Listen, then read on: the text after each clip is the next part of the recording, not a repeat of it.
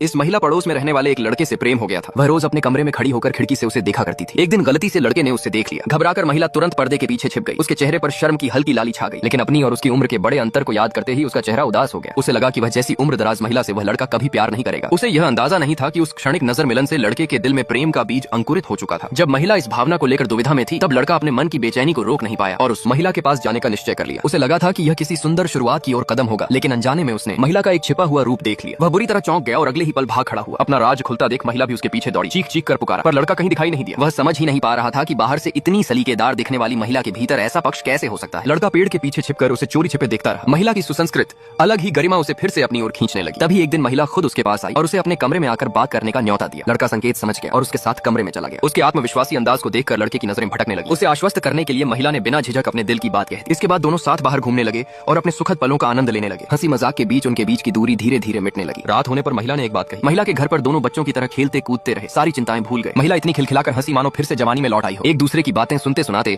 उन्होंने एक गर्मजोशी भरी यादगार रात बिताई। लेकिन जैसे जैसे उनका रिश्ता गहराता गया, लड़का के व्यवहार पर उसकी माँ को शक होने लगा। वह उसका पीछा करते हुए महिला के घर तक पहुंच गई और उसे चेतावनी दी कि वह उसके बेटे से दूर रहे, नहीं तो वह उसे बदनाम कर देगी। यह खुली धमकी महिला के दिल में ठंडक भर गई। उसने लड़के से सारे संबंध तोड़ने का फैसला कर लिया। इस दर्द और नाराजगी में लड़के ने आंगन की चीजें उठाकर स्विमिंग पूल में फेंक दी ताकि अपने भीतर की पीड़ा बाहर निकाल सके, मगर महिला की ओर से कोई जवाब नहीं आया। थक कर वह घर लौट आया। माँ ने बैठकर उससे शांतिपूर्वक बात की। तब उसे अपनी जल्दबाजी पर गहरा पछतावा हुआ और पछतावे के आंसू बह निकले। अगली सुबह महिला फिर उसके सामने आई और बताया कि वह किसी और शहर जाकर नई जिंदगी शुरू करने वाली है। दोनों के दिल भारी थे, पर एक दूसरे की भलाई के लिए उन्हें अलग होना ही था, क्योंकि जिंदगी का सफर अभी लंबा था और आगे बढ़ते हुए उसे संजोना जरूरी था।